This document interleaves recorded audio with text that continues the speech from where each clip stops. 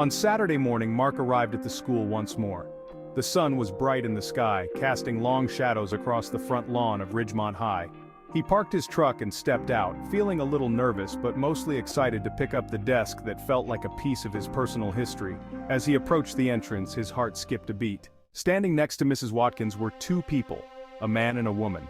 The woman had tears in her eyes, and though her face was framed by more wrinkles than in the old yearbook photo, her eyes were unmistakable.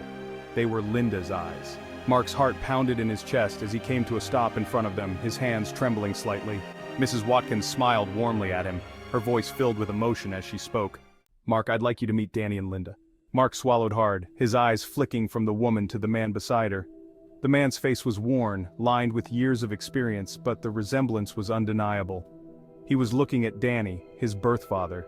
The same face he had seen in the yearbook, only now weathered with age. "Hi," Mark said cautiously, his voice barely above a whisper. He didn't know what else to say. I wasn't expecting this. I wasn't expecting this at all." Linda stepped forward, wiping at her eyes with a tissue. "We didn't either," she admitted, her voice shaky. "But Mrs. Watkins called us. She said you found the desk and we had to come." Danny cleared his throat, stepping closer. We never thought we'd get to meet you after all these years."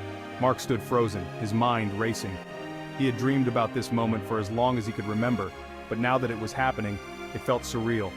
The people standing in front of him were his birth parents, the ones who had made the decision to give him up for adoption all those years ago. Mark started, but his voice caught in his throat. "I don't know what to say." Linda took another step forward, her voice gentle. "You don't have to say anything, just let us look at you. It's been so long. We've imagined what you'd be like for over 30 years. Mark could feel the emotion welling up inside him. He took a deep breath, trying to steady himself. "I never knew if I would ever meet you, I always wondered." Danny smiled, though his eyes were filled with a kind of sorrowful joy. "We wondered too, we hoped, but we didn't want to disrupt your life. We didn't want to intrude." "You wouldn't have," Mark said quickly, surprising himself with the intensity of his words. "I've always wondered about you, about where I came from." Linda let out a small sob, covering her mouth with her hand. "We were so young, Mark, we were just kids, but we loved you so much." Mark felt tears prick his own eyes as he nodded. "I know. My parents, my adoptive parents, they told me. They always said you loved me even though you couldn't keep me." Danny stepped closer, placing a hand on Mark's shoulder. "We did, we still do." For a moment, they stood there in silence, the weight of years and missed opportunities hanging between them. Then, Linda reached out and pulled Mark into a hug. He froze for a second, but then he hugged her back, feeling the warmth of the mother he had never known. Danny joined them, wrapping his arms around both of them, and for the first time in his life, Mark felt whole.